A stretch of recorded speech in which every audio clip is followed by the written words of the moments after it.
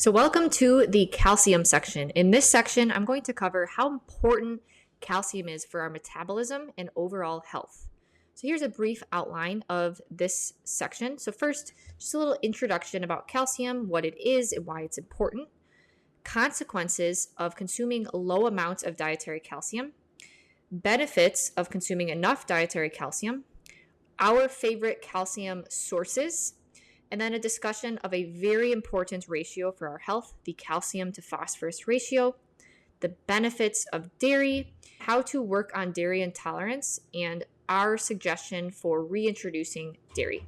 And then the last thing we will address in this section is how much milk or dairy should you consume? So dietary calcium has received quite a bad rep recently, largely due to the fear of calcification.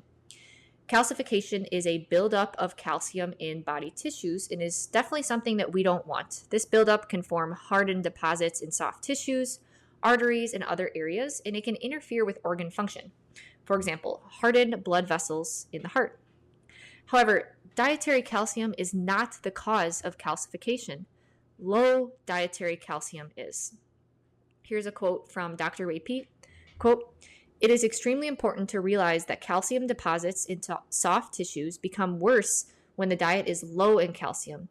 It's counterproductive to eat a calcium deficient diet, since that leads to an increase in intracellular calcium at the expense of calcium from the bones." So here's another quote from Dr. Rapey. Quote, "There are several such paradoxes. As bones lose calcium, the soft tissues calcify. When less calcium is eaten, blood calcium may increase, along with calcium in many organs and tissues. If an organ such as the heart is deprived of calcium for a short time, its cells lose their ability to respond normally to calcium, and instead they take up a large toxic amount of calcium." End quote. So dietary calcium deficiency is actually a really big problem worldwide, and this leads to bone problems, increases in parathyroid hormone PTH levels, and increased calcification of soft tissues. So in a review journal article, Fuhita stated, quote, "Calcium deficiency is a global problem, especially in the aging population. Among various nutrients, calcium is one of the very few that is still deficient in industrialized countries such as Japan and many Western countries. Calcium deficiency is readily connected with osteoporosis, which is a decrease of bone calcium content. Less well known is the calcium outflow from bone that occurs to prevent the decrease of blood calcium in calcium deficiency caused by the parathyroid hormone, with consequent calcium overflow into soft tissues and intracellular compartment. Such intracellular paradoxical calcium overload as a consequence of nutritional calcium deficiency may give rise to a number of diseases common in old age, including hypertension, arteriosclerosis, diabetes, neurodegenerative diseases, malignancy, and degenerative joint disease." End quote. Calcium deficiency is the cause of these problems, not dietary consumption. But let's start with the basics. What is calcium? So calcium is the most plentiful mineral found in the human body. However, the body cannot make this vital mineral. The teeth and the bones contain the most amount of calcium, 99% of it, and the remaining is found in nerve cells, body tissues, blood, and other body fluids. So here we show some of the important biological roles of calcium, including forming and strengthening bones and teeth, regulating muscle functioning for skeletal and cardiac tissue, triggering neurotransmitter release, impacting cell survival, and assisting in blood clotting, among many other functions. So calcium is so vital for proper function in the body that the body tightly controls the amount of calcium in the blood. Maintenance of a fairly narrow blood calcium level between 8.5 and 10.5 milligrams per deciliter of extracellular fluid is vital for proper human functioning. So our body makes sure that it maintains this blood calcium level, and if we don't consume enough dietarily, it will pull calcium from our bones and our teeth. So we want to keep calcium in our bones, and we will run into health challenges when calcium becomes stored in soft tissues. With low dietary calcium, the body will compensate in order to keep that blood calcium concentration in that desired range. And so with inadequate dietary calcium to satisfy the body's calcium needs, the parathyroid glands almost immediately release PTH, parathyroid hormone, into the blood to bring the calcium levels back up to normal.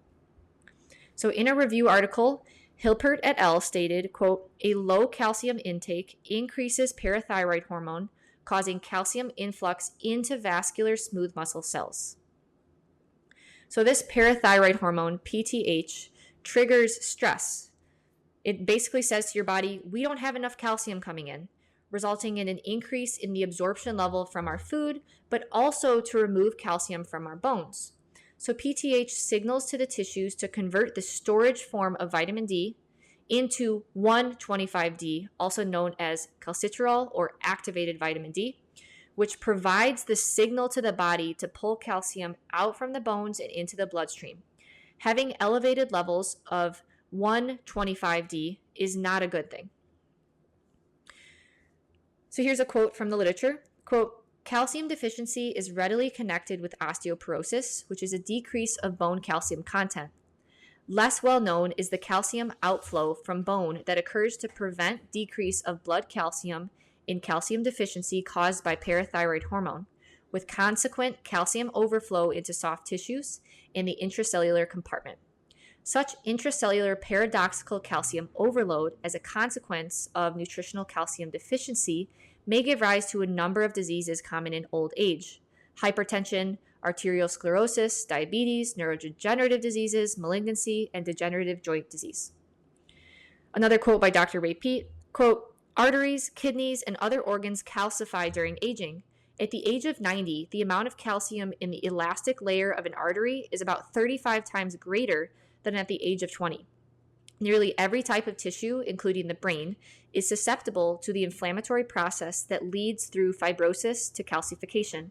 The exception is the skeleton, which loses its calcium as the soft tissues absorb calcium. So elevated levels of parathyroid hormone cause a cascade of inflammatory and stress effects and is a factor in the cells taking up too much calcium. So magnesium and potassium, those are largely intracellular ions, whereas sodium and calcium, on the other hand, are mainly extracellular ions. So healthy cells have low levels of calcium inside the cell.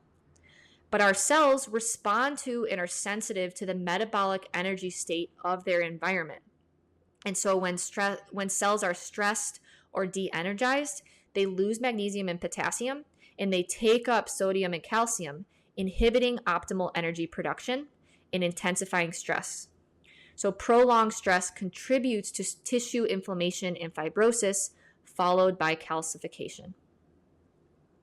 So this is one of the main points. Without adequate dietary calcium, we put our bodies through unnecessary stress to go mine for it in our bones, triggering inflammation and sets up conditions for calcification. So it is paramount for our health to keep our body's calcium levels in check through adequate dietary calcium intake. So elevated levels of parathyroid hormone are associated with a number of health problems, including a higher risk of cardiovascular diseases. We can keep PTH low by making sure we consume enough dietary calcium. All right, so how can we inhibit this calcification process, which clearly causes problems throughout the body? Well, we can consume adequate dietary calcium and we can keep our metabolic rate up. Remember, when we have higher metabolisms, faster metabolisms, we produce more CO2, and more CO2 helps keep calcium outside of the cell where it belongs. Now, calcium is not the only nutrient that works to suppress the anti-metabolic parathyroid hormone, PTH. We also need adequate levels of magnesium and vitamin D, specifically 25-D storage form. So all of these, magnesium, calcium, vitamin D, 25-D, all of these work in concert to keep those PTH levels in check. A quote from the literature, quote, optimal vitamin D status, defined by estimated maximum PTH suppression, does not occur until at least 25 OHD levels greater than or equal to 40 nanograms per milliliter. Another quote, Quote, in healthy persons, the reference range for serum PTH is known to decline as serum 25D levels increase. Therefore, the theoretical plateau in PTH as 25D increases can be used as a determinant in establishing the adequacy of vitamin D status. So there's no doubt that adequate vitamin D, 25D, levels are important. We personally choose to consume dietary sources of vitamin D through milk, eggs, and butter, and get adequate sunlight when we can, instead of supplementing vitamin D. Honestly, there are just so many unknowns and so much controversy around vitamin D.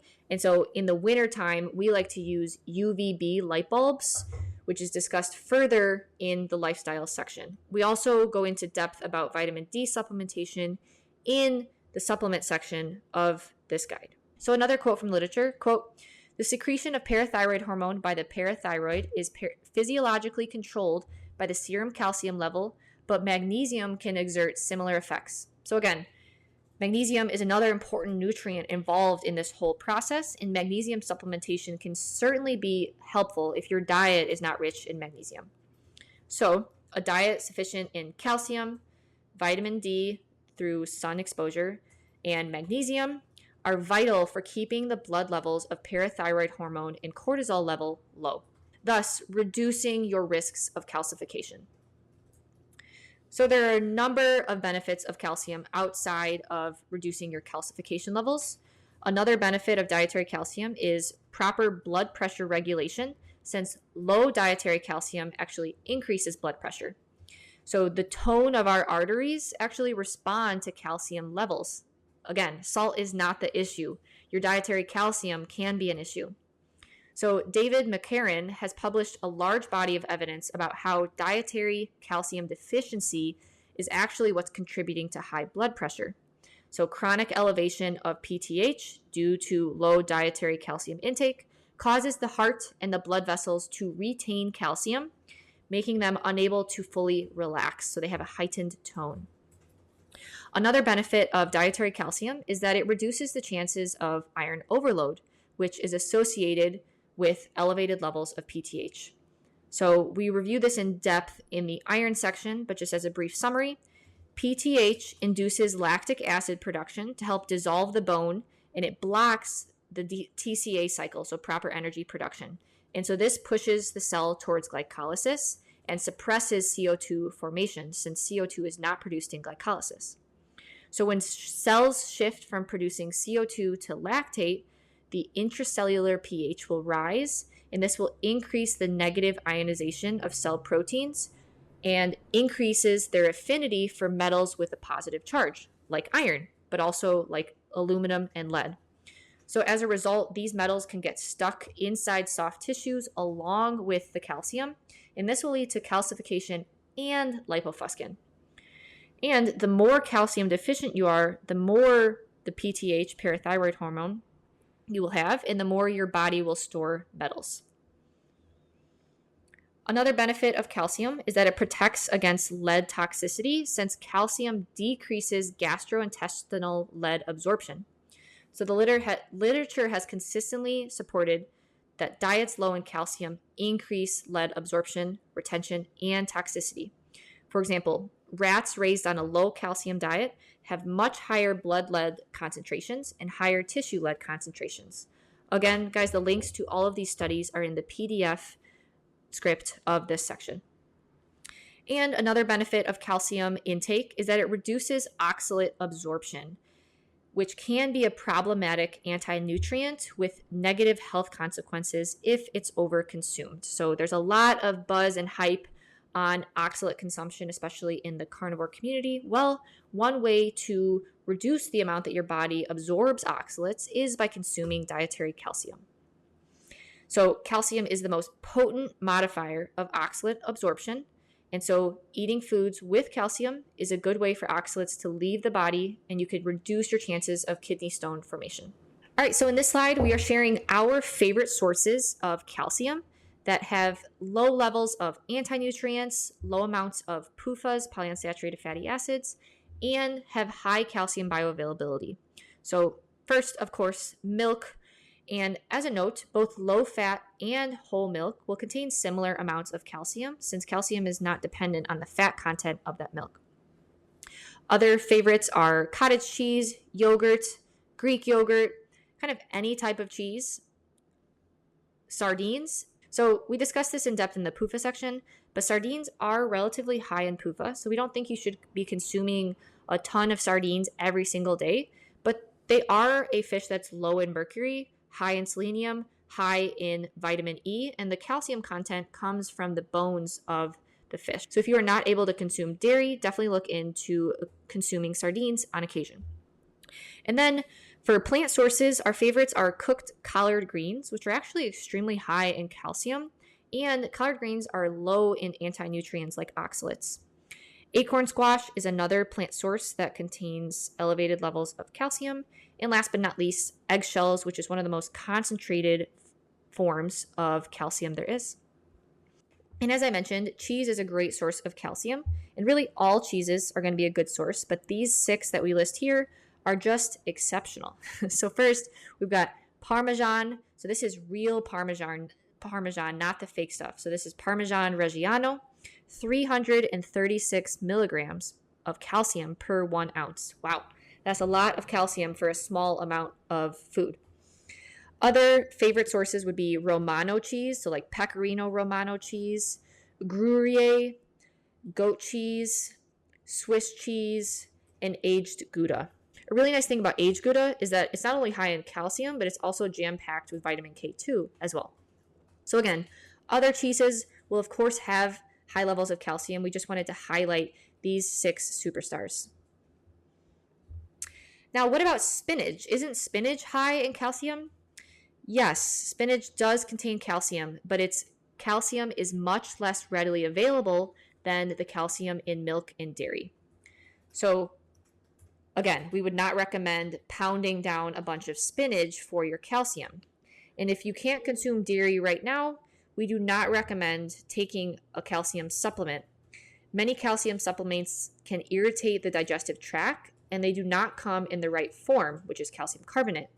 Plus, many are not properly balanced and can be contaminated with toxic heavy metals.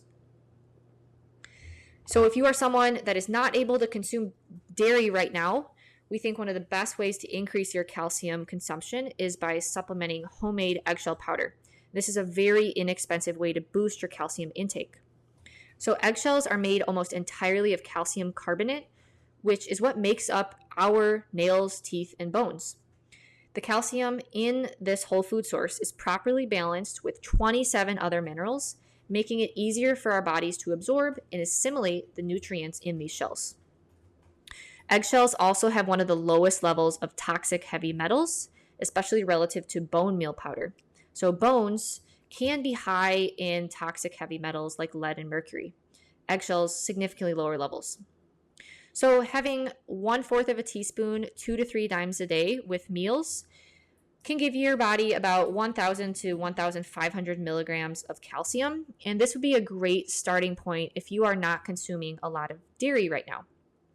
And as a note, if you experience constipation while adding in eggshells, make sure you supplement with magnesium at the same time to rebalance the calcium to magnesium ratio. Make sure you check out the resources section for a PDF that shares how to make your own eggshell powder. Now, let's discuss a very important dietary ratio that I think has long-term impacts on our health, and that is the calcium to phosphorus ratio. So next to calcium, phosphorus is the most abundant mineral in the body, and the terms phosphate and phosphorus are often used interchangeably in the literature. So phosphate is a charged particle iron that contains the mineral phosphorus, which is present in our food. So calcium and phosphate in the body react in opposite ways. And there's some evidence in the literature that the intake of calcium and phosphorus must exist in a certain ratio, or at least remain balanced for optimal health. So the recommended calcium to phosphorus ratio intake is around 1.3. But in our current food system, it is very easy to consume plenty or excess amounts of phosphorus. Thus, dietary phosphorus intake is 2 to 3 times higher than recommended levels in many countries, while our total dietary calcium remains below the recommended values. And so this just leads to lower levels of calcium to phosphorus ratios. So in modern society, it's almost effortless to get enough phosphorus in your diet, but getting enough calcium requires careful consideration of the food that you are consuming. So there are two main sources of dietary phosphorus, and that is one, organic, which is in animal and plant sources, and two, inorganic, which are mostly found as food preservatives. So about 40 to 60% of the animal-based phosphorus is absorbed, whereas plant phosphorus is less absorbed. However, up to 100% of the inorganic phosphorus in processed foods is absorbed. So phosphorus that is added to our food supply is nearly 100% absorbed. And this number does not have to be reported. It is not a required nutrient listed on food and drink labels. So we are likely consuming very large amounts of phosphorus. And this inorganic phosphorus is added for food science, not for nutritional benefits. So, for example, phosphates are added to processed cheese as emulsifiers to keep oil and water mixed together, packaged food to increase shelf life, frozen meals, soups, packaged meats, dry food mixes, baked goods, and yogurt, drinks for color and shelf stability, meat and seafood. Yes, this inorganic phosphorus is literally injected into our meat to preserve meat color and tenderness and to help retain more water while it's on the shelves at the grocery stores. In processed meat and poultry products, the phosphate content was nearly twice that of the natural product because of that added phosphate. So this is just another reason to stick with unprocessed meat and to buy that meat directly from the farmer when you can, where the meat is frozen right away rather than being injected with inorganic phosphates in order to last longer on the shelves at the grocery store. It's important to remember that these phosphate additives are a low cost to the manufacturer, and they help fuel our obsession with quick and convenient foods. So here's a quote from the literature. Quote, inorganic phosphates are added to foods for a number of reasons: to increase water holding capacity, increase meat pH and slow discoloration, reduce cooking losses, retard oxidative rancidity, and protect against microbial growth. Because these phosphates are in a non-organically bound form, the excess amounts of inorganic phosphates being consumed are absorbed more readily than organic phosphates that are naturally present in food. Accurate measurement of dietary intake of inorganic phosphates is difficult because the amount of these additives is not required on food labels. A 2012 literature review estimated that the dietary intake of inorganic phosphates in Europe had nearly doubled since 1990, largely because of the increased consumption of ready-to-eat processed foods. End quote. So fast food and ready-to-eat processed foods are the main contributors to today's rising dietary consumption of phosphate. And our estimated daily intake of phosphate-containing food additives has more than doubled since the 1990s. So all of this is really shifting our calcium to phosphorus ratio out of whack. So common food additives that include inorganic phosphorus include dicalcium phosphate, disodium phosphate, phosphoric acid, monosodium phosphate, sodium hexametaphosphate, trisodium phosphate, and the list goes on. So all of these include inorganic phosphorus compounds. In fact, 44% of the best-selling grocery store items contain phosphorus food additives. This is crazy. So these tables come from a research paper where the phosphate content of various food groups at the grocery store was analyzed to see if added phosphates were in food. So they took a look at meats, cheeses, dairy products, eggs, vegetables, beverages, and they report whether phosphate additives were added on the right side. And so we mainly just want to show this to you that there is an abundance amount of phosphorus added to our food, and this can cause issues. So we just want to make sure that we're balancing this with calcium intake. So you can even see on this page that bread, peanuts, chocolate, yeast, baking powder, all of these had these phosphorus compounds added to them. So when in doubt, just avoid processed food. And you can clearly see now that eating a lot of processed food combined with organic phosphorus heavy food like meat and grains is a very easy way to overdo your phosphorus intake because we're getting the organic and the inorganic. So how can we reduce the amount of inorganic phosphorus in our diet? Well, stop eating processed food. Okay, so I get that the calcium to phosphorus ratio is unbalanced in modern diets, but why should we care about this calcium to phosphorus ratio? Well, high levels of phosphorus or an imbalance of the calcium to phosphorus ratio has been shown to be a factor in aging. It's detrimental to bone health by interfering with homeostasis of calcium metabolism and thus increasing bone resorption. Here's a quote from the literature, quote, "A high dietary phosphorus intake is suggested to have negative effects on bone through increased parathyroid secretion, as high serum parathyroid concentration increases bone resorption and decreases bone formation. It also increases the risk of central obesity, is associated with adverse cardiovascular outcomes like coronary artery calcification, congestive heart failure, and mortality, and it increases the risk of soft tissue calcification." So now I'm going to share some more quotes to just really dial this point home. Dr. Ray Peat said, quote, "Recent publications are showing that excess phosphate can increase inflammation, tissue atrophy, calcification of blood vessels, cancer, dementia, and, in general, the processes of aging. Keeping a high ratio of calcium to phosphate helps to oppose the stress metabolism." Another quote from the literature, quote, "An excessively high phosphorus intake, which is common in Western countries, was observed to negatively affect calcium and bone metabolism. Moreover, phosphorus doses affected calcium and bone metabolism in a dose-dependent manner, and phosphorus sources are also differed in their effects on the essential regulator of calcium and bone metabolism. Finally, we demonstrated that by increasing dietary calcium intake, the negative effects of a high phosphorus intake could be reduced. However, based on the findings of the controlled study, even a high dietary calcium intake could not completely overcome all the negative effects caused by a high dietary phosphorus intake." So this study showed that not only is dietary calcium intake important, but reducing our dietary phosphorus intake is important as well. And remember, we can do that by reducing our consumption of processed foods. And another quote from the literature, quote, "Excessive dietary phosphorus intake alone can be deleterious to bone through increased parathyroid hormone secretion, but adverse effects on bone increase when dietary calcium intake is low."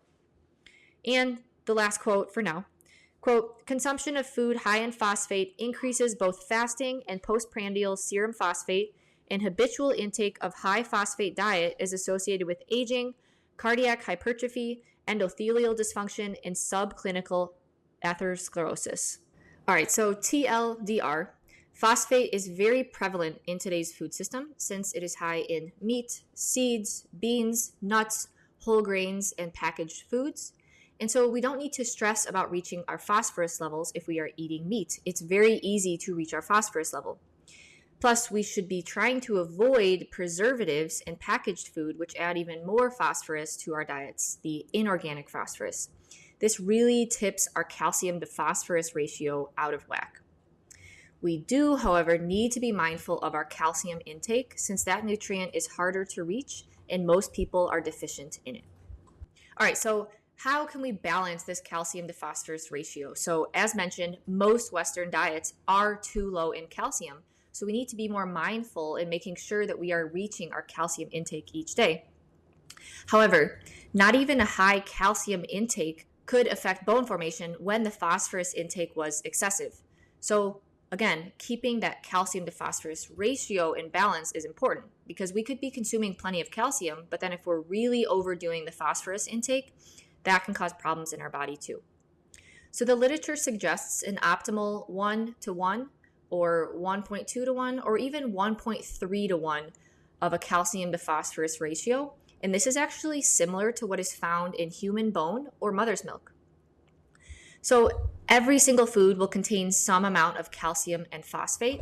And so each food has its own calcium to phosphorus ratio. And then all the food that you eat for that day will then add up to a daily total of your calcium to phosphorus ratio.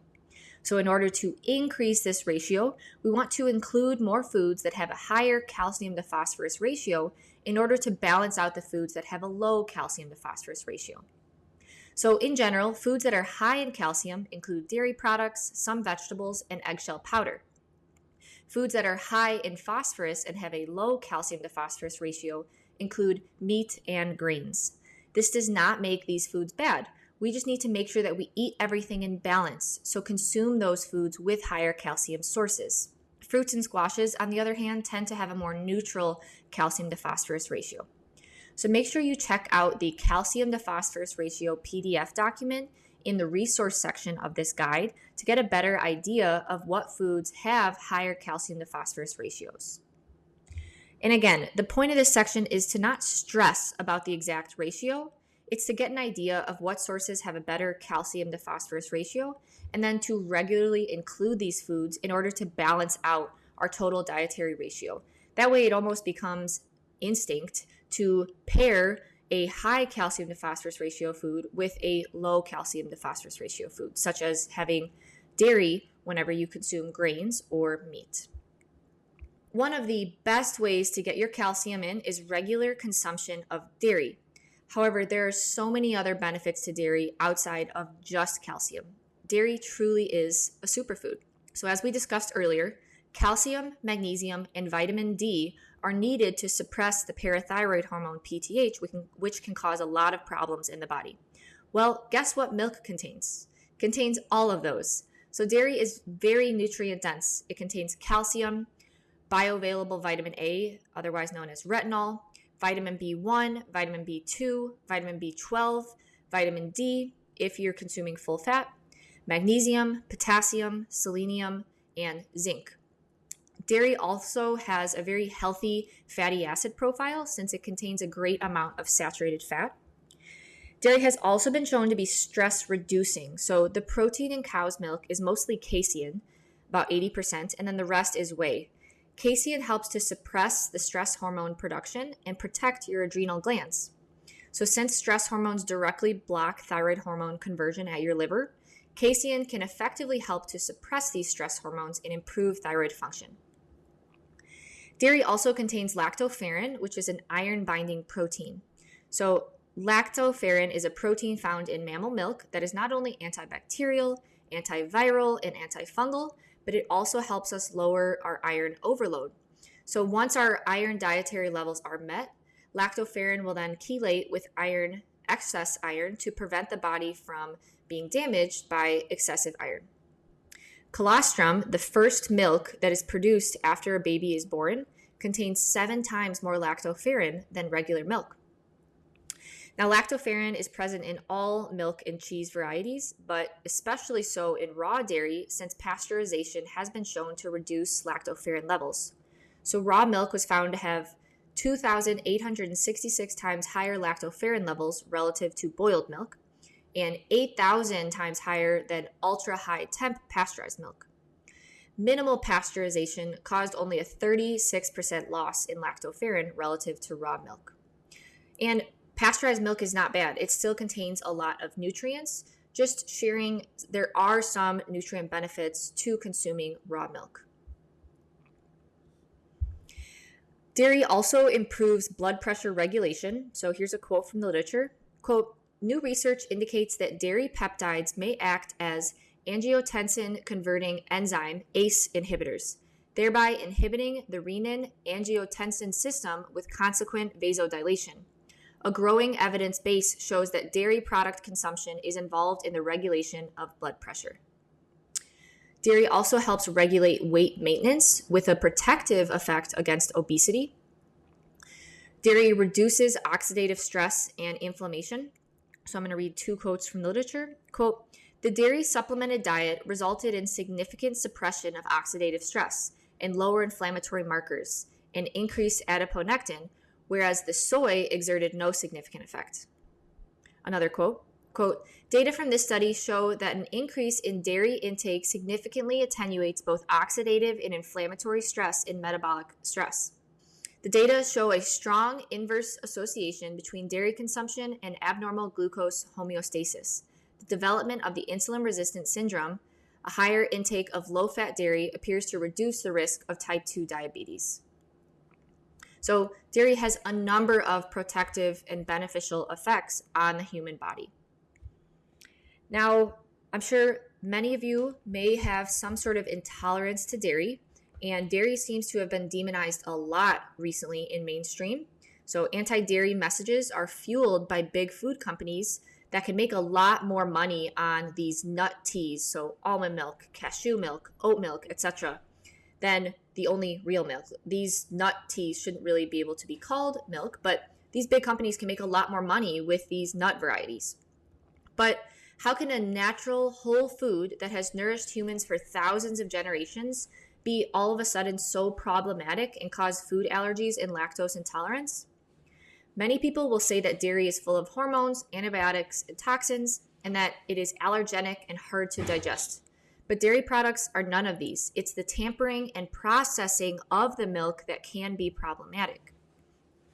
So if someone does have an issue with commercial dairy, it's likely due to the hormones and antibiotics or the nanomaterials used in food production. So this study shown on the slide analyzed the effect of widely used food additive nanomaterials, silica and titania, on the allergenicity of milk proteins. The abstract says, quote, results showed an enhancement in the allergenicity of milk proteins, skimmed milk, interacted with the particles, both silica and titania. Similarly, mast cell degranulation, a proxy for allergenicity, was higher when exposed to particle interacted skim milk, where nanomaterials of titania showed the highest effect, and this tendency was retained even after subjecting to stimulated gut digestion.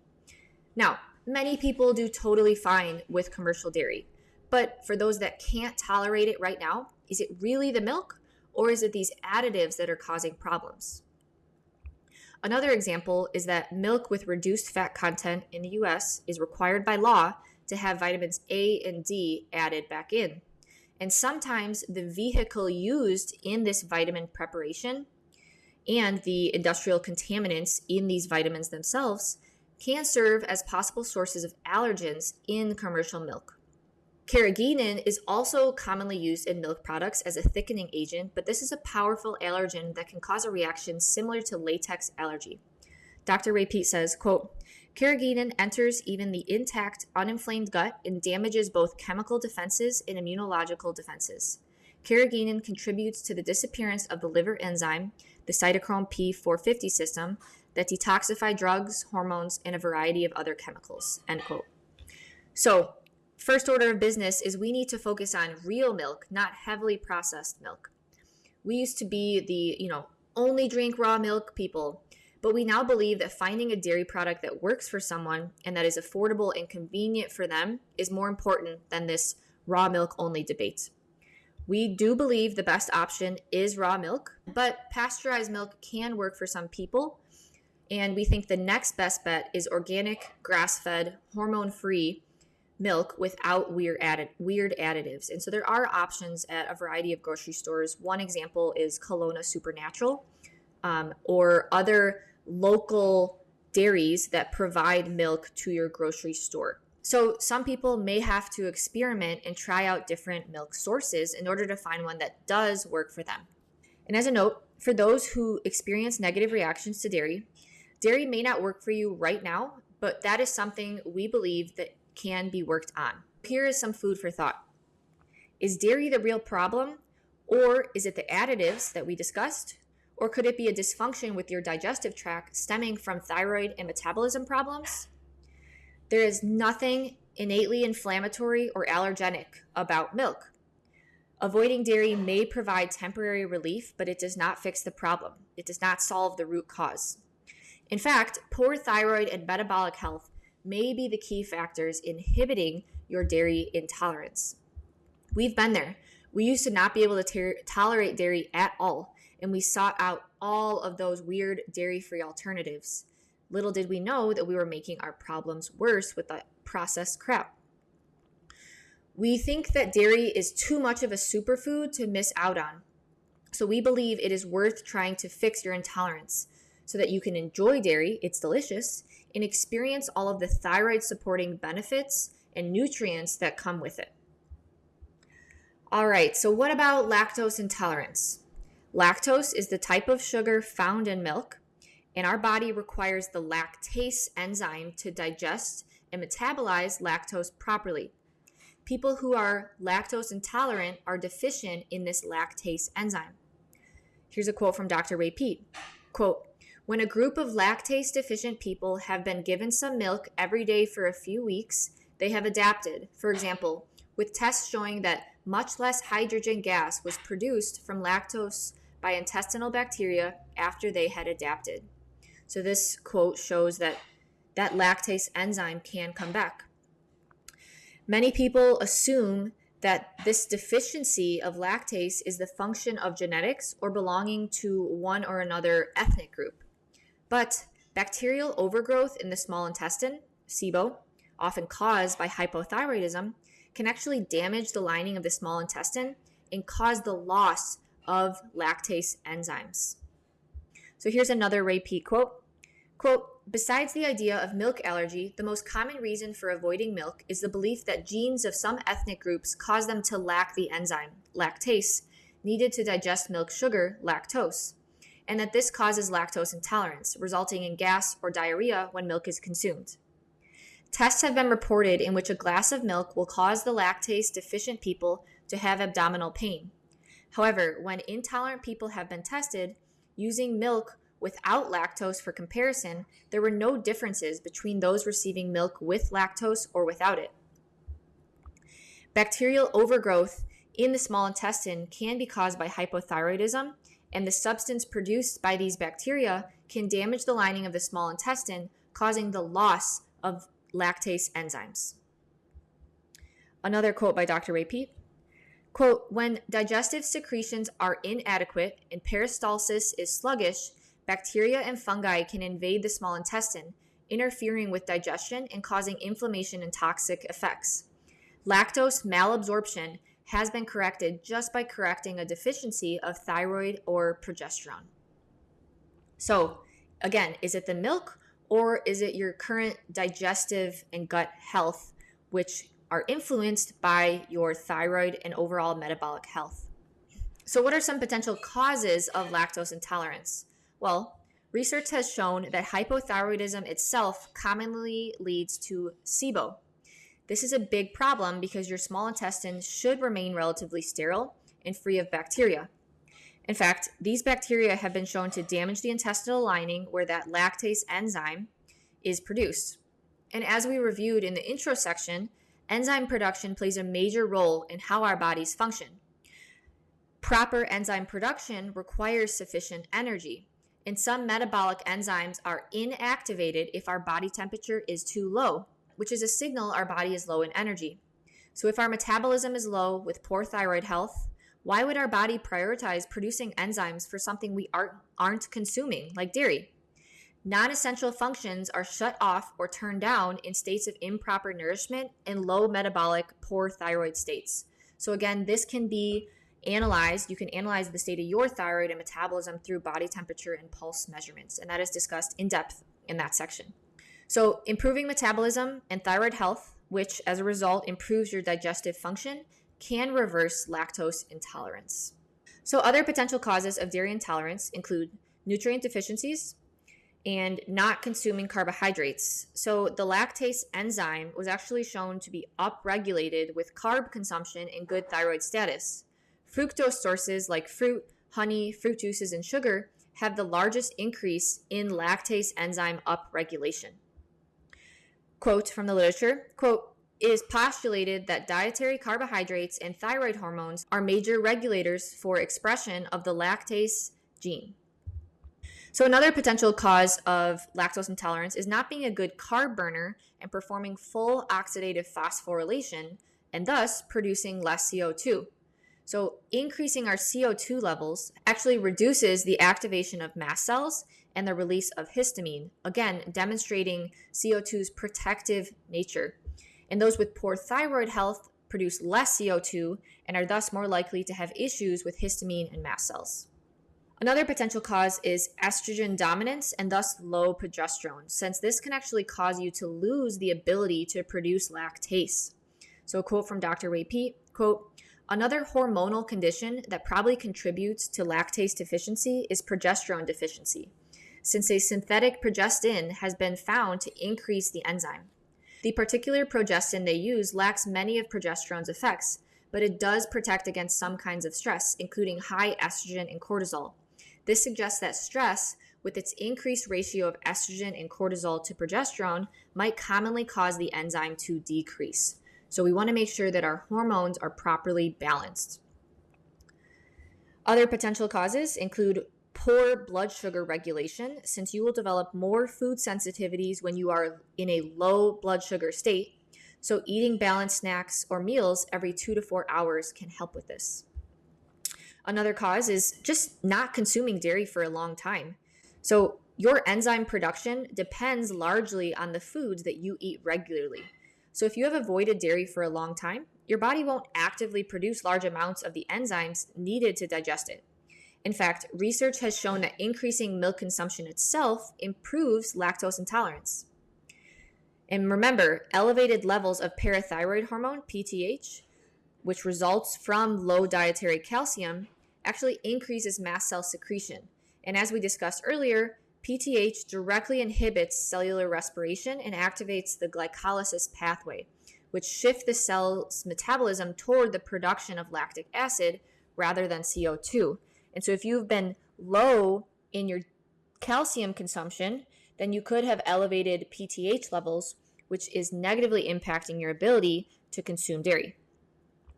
So working on dairy intolerance may actually help mitigate the issues one is having with dairy, since dairy consumption will improve your metabolism and thyroid and increase your dietary calcium levels. Now, what about a dairy casein allergy? So lactose isn't always the issue for those that can't tolerate dairy. Some people are also allergic to the type of casein dominant in most cow milk. So all milk from ruminants contains similar amounts of casein, roughly 80% of the total protein, with whey filling the remaining 20%. But what differs is the type of casein. So think of the casein protein as a large family consisting of several types of relatives, different caseins, and each relative has its own composition, genetic variation, and functional properties. So there are several types of casein proteins in ruminant milk, including alpha, S1, alpha S2, beta, and kappa. So within the beta casein family, there are two variants, A1 and A2. And protein molecules are chains of individual amino acids in a specific sequence. So each A1 and A2 casein protein contains 209 amino acids in its sequence, and the only difference is the 67th amino acid in the chain, which is highlighted in the red dashed line. Otherwise, the protein molecules are exactly the same. So why this difference? Well, some 5,000 years ago, a mutation occurred on the 67th amino acid, converting it from proline to histidine. So cows that have this mutated beta casein are called A1 cows, which include most of the newer Western breeds. So most bovine milk available for consumption contains both A1 and A2 at different concentrations, slightly higher in the A1. Now, what milk contains A1 versus A2? Well, human breast milk contains 100% A2 beta casein, suggesting that that is the most bioavailable and best absorbed by humans. Sheep, goat, and buffalo milk are also close to 100% A2 beta casein. And there are also some cow breeds that are fully A2, including Guernsey and some Jersey varieties. So you can try to find a dairy farm near you that has full A2 cow milk. So the reason some people have issues digesting that A1 beta casein variant is because its digestion leads to the generation of beta casomorphin 7, BCM7, which some people can have negative reactions to. And there is some research showing that for those with a casein sensitivity can handle A2 milk just fine. Then some people go so far as to say that A2 milk is overall healthier. However, the studies that link A1 with adverse health effects in humans are largely epidemiological. So more clinical trials with human subjects should be performed to further investigate the relationship between A1 and human health. And there's currently no research to say that A1 is not healthy. So you need to find what works best for you. Many people can do totally fine with A1 milk.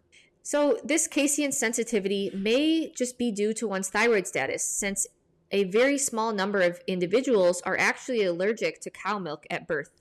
A quote from Dr. Ray Peat, quote, "In a recent study of 69,796 hospitalized newborns, a diagnosis of cow's milk allergy was made in 0.21% of them. Among those whose birth weight had been less than a kilogram, 0.35% of them were diagnosed with the milk allergy. Several surveys have found that of children who have a diagnosed milk allergy, about 2/3 of them grow out of the allergy." So it could just be thyroid problems. So it's well known, and research has shown that hypothyroidism leads to both low stomach acid and decreased enzyme production, including the enzyme pepsin. And we require this pepsin enzyme to properly digest the casein protein. So while we do think this casein intolerance can be improved via improved digestive function with a better functioning thyroid system and metabolism, some people may just do better with goat's milk or other A2 dairy sources, and that's totally fine. All right, so now we are going to share our tips to help you reintroduce dairy if you're currently not consuming it or are having issues with dairy. So the goal is to improve thyroid and metabolic health while slowly reintroducing certain dairy products to rebuild your tolerance. So just as a heads up, the lactase enzyme, which is likely downregulated or non-existent for someone who has not consumed dairy in a long time, can take weeks to develop. So be patient with yourself. Okay, so here's our tips for the steps to reintroduce dairy. All right, so first step is to clean up your diet. And we think this involves reducing your PUFA consumption. So higher amounts of PUFAs, polyunsaturated fatty acids, have been shown to result in less lactase activity relative to saturated fat intake. Also, prioritize easy to digest carbohydrates in order to improve your metabolism and increase your CO2, carbon dioxide production. Another great step would be to implement a daily Dr. Ray Peat carrot salad to reduce endotoxin and estrogen load. So this is discussed in depth in the gut health and carrot salad section of this guide. So step number 2 would be to start with a high quality hard-aged cheese such as Parmesan Reggiano, or better yet, Pecorino Romano if you can find it, since this is made with sheep milk, which can be easier for some people to digest. Essentially, you want to find a quality cheese that is made in a traditional manner and contains only the real essential ingredients, which are milk, animal rennet, and salt. And so cheese was actually traditionally made with animal rennet, and many manufacturers have switched to vegetable rennet or microbial rennet that uses microbes or GMO corn and soy, since these are cheaper substitutes, but these can be very irritating and problematic to the digestive tract. So why start with cheese?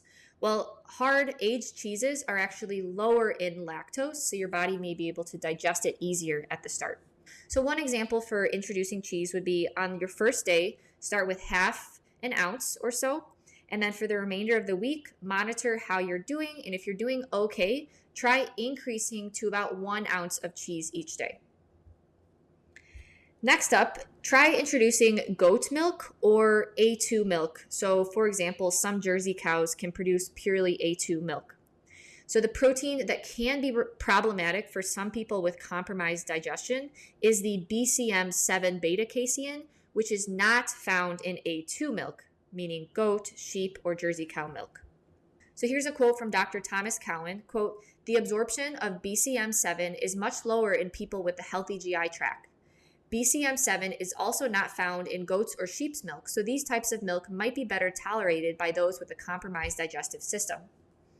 So our suggestion is to add a very small amount of this to a meal each day. So maybe start with 1/4 of a cup.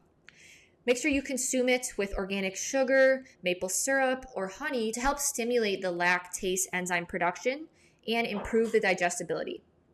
So try to source raw goat milk from a local farmer. If not, try to find a good source at the grocery store. And if you are someone who is sensitive to the casein protein part of milk, try having coffee with that milk. Research has shown that caffeine is a simple and easy way to increase production of both stomach acid and pepsin. Remember, pepsin is needed to digest casein. So by using coffee with or after your meal where you added that 1/4 cup of milk, you can very effectively improve your ability to digest both milk and cheese. So monitor how you're doing, and potentially the next week increase to 1/2 cup, and then the week after increase to 1 cup. From there, you can continue with A2 milk, or you can start experimenting with an A1 milk source if desired. You can also start experimenting with Greek yogurt and cottage cheese, both of which have less lactose than regular yogurt and milk. All right, so to address the question, how much milk should I drink? Well, this will really vary, and it will depend on if you are getting other calcium sources in your diet, like cheese, eggshell powder, and cooked collard greens. So ideally, you hit 2,000 to 2,500 milligrams of calcium a day with a 1-to-1 or higher calcium to phosphorus ratio. And this can be tracked on any sort of macronutrient calculator like Chronometer. So 1 cup of milk, whether it's full fat, reduced fat, or skim milk, contains about 300 milligrams of calcium, since calcium is not in the fat portion of the milk. And so to hit minimum 2,000 milligrams of calcium, that's 6 2/3 cup of milk. And if that milk is full fat, which is roughly 8 to 10 grams of fat per cup, this equates to about 53 to 66.7 grams of fat, which is a totally fine amount of fat to eat. But then if you start adding other fat on top of this, like egg yolks, meat, cheese, chocolate, coconut, etc., the fat content of your diet can quickly add up. And so as we discussed in the macronutrient section, we think a range of 20 to 30% of total calories for fat is a great starting point. And too far above that 30%, you can really start to get nutrient competition between carbs and fat due to the Randle cycle. So eating a lot of fat also makes it easier to just overconsume calories. And we think this is why many people gain weight when switching to a pro-metabolic style of eating, when you really don't have to gain weight. So a few workarounds to be able to hit your daily calcium intake without over-consuming dairy fat would be, 1, drink the full fat milk. So just drink a few cups of it each day, and then add more calcium by supplementing with eggshell powder or a quality clean casein protein powder, both of which we discussed are very high in calcium. Option 2 would be to use the simple gravity cream separation method in your fridge.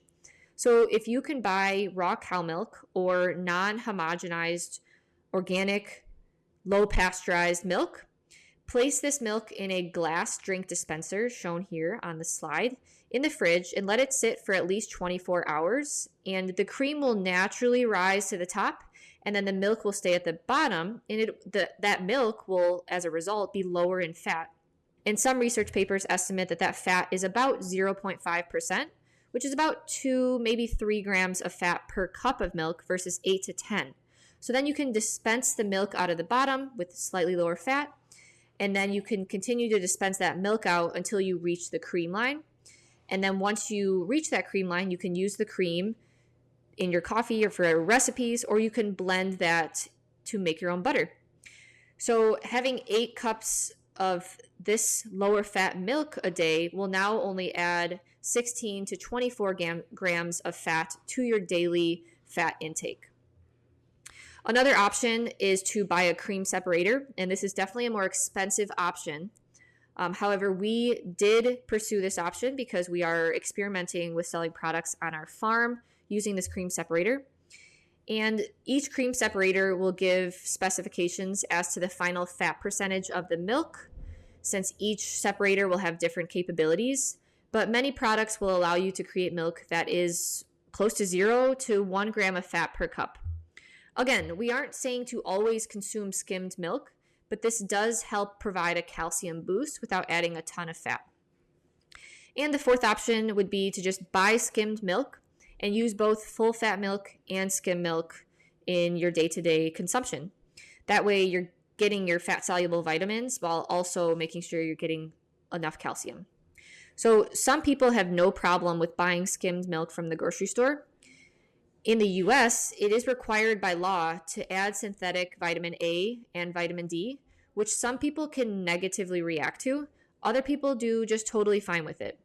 And if you are looking for this option, try to find a grocery store that sources skimmed milk from a farm near you. That way the milk won't have to travel as far, it will also taste better, and it'll be more fresh. So now I'll provide just 4 simple examples of hitting your daily calcium intake, given all of the options just presented. So example 1, 7 cups of full-fat milk a day will give you 2,100 milligrams of calcium and 56 to 70 grams of fat. And then if you add 1/4 of a teaspoon of homemade eggshell powder, that'll give you an additional 200 to 250 milligrams of calcium boost, equating you to about 2,300 milligrams of calcium per day. Example 2 would be 8 cups of that skimmed milk using the glass drink dispenser method. That'll give you about 2,400 milligrams of calcium with 16 to 24 grams of fat.